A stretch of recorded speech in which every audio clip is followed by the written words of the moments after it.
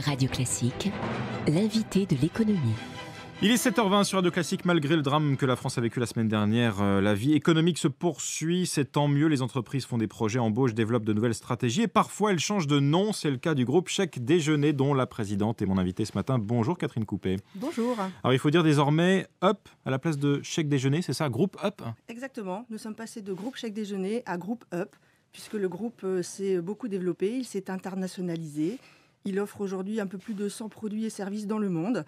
Le nom n'était plus adapté, donc nous avons extrait les deux lettres du mot groupe et nous en avons fait le groupe Up. Bon, 26 millions de bénéficiaires à ce jour pour Feu, groupe Chèque Déjeuner, groupe Up désormais. Comment vous avez tout de même abouti à ce nouveau nom, à part les deux lettres du mot groupe? C'est pour être plus anglais, c'est ça, plus international l'idée? Exact, c'est une marque plus universelle et surtout au-delà d'une marque ou d'un nom, nous avons souhaité que ce petit mot, ce petit nom court, Up, ça veut dire label, vers le haut aussi en anglais. C'est du dynamisme, c'est aller vers l'avant, c'est le mouvement.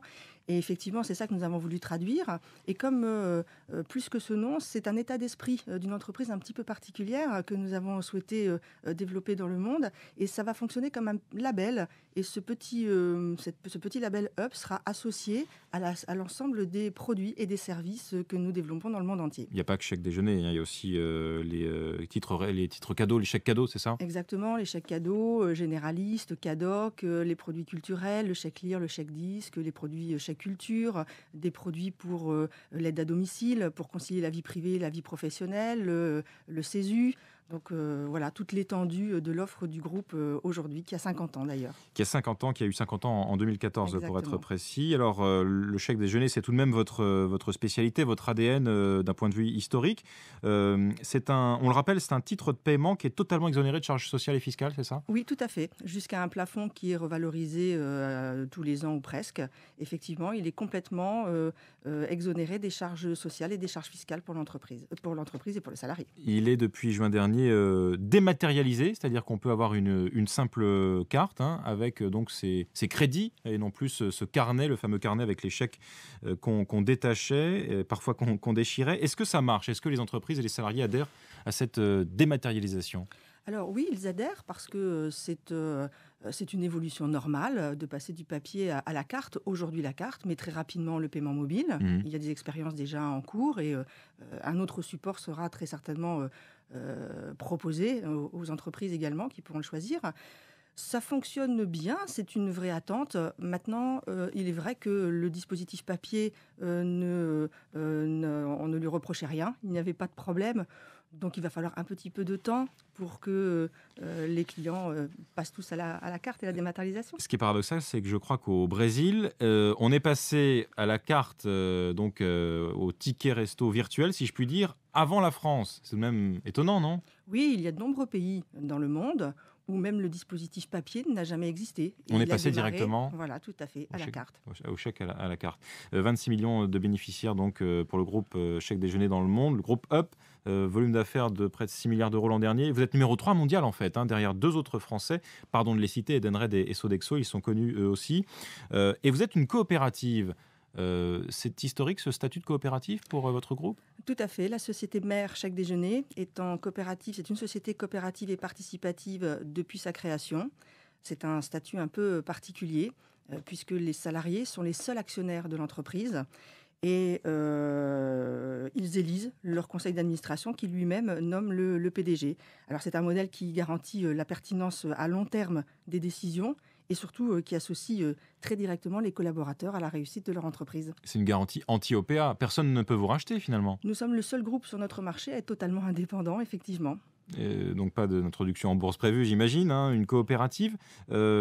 Aujourd'hui, les salariés sont tous actionnaires de l'entreprise? Alors, aujourd'hui, les salariés de la société mère sont actionnaires et le groupe Up vient de lancer une démarche très importante qui consistera à ouvrir le capital à un plus grand nombre de salariés dans les entreprises du groupe. Est-ce que tous les salariés veulent devenir actionnaires aujourd'hui?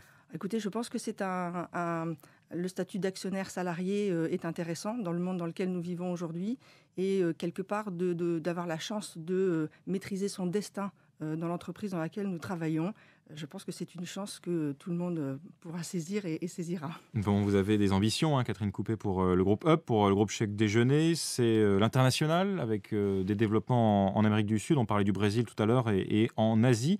Comment on fait quand on est une coopérative pour avoir ces ambitions-là en termes d'investissement aussi? Est-ce que c'est peut-être moins facile que les autres? Nous ne pouvons pas faire appel au marché financier, donc nous devons trouver des sources de financement différentes. Mais vous voyez qu'à notre manière, finalement, nous parvenons à être un acteur reconnu, 3e émetteur mondial dans le monde. Donc le statut de la coopérative, de la société coopérative et participative n'est pas un frein en tout cas.